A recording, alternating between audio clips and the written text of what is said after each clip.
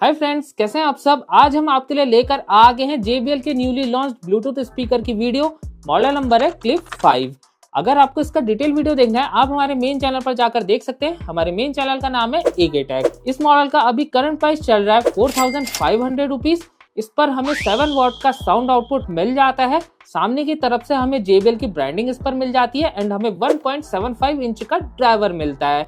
अगर हम कनेक्टिविटी की बात करें तो इस पर हमें केवल ब्लूटूथ की कनेक्टिविटी देखने को मिल जाती है, जो कि है वर्जन 5.3 एंड ये स्पीकर पोर्टेबल ऐप को भी सपोर्ट करता है।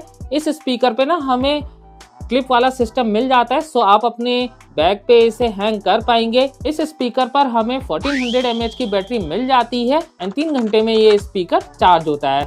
12 आवर्स का प्ले ऑन टाइम हमें इस पर मिलता है। साथ में ये स्पीकर IP67 की रेटिंग के साथ हमें देखने को मिलता है। चलिए अब मैं आपको इसकी ऑडियो क्वालिटी टेस्ट कराता हूँ। अगर आपको ये शॉट पसंद आएगा तो लाइक कर दीजिएगा।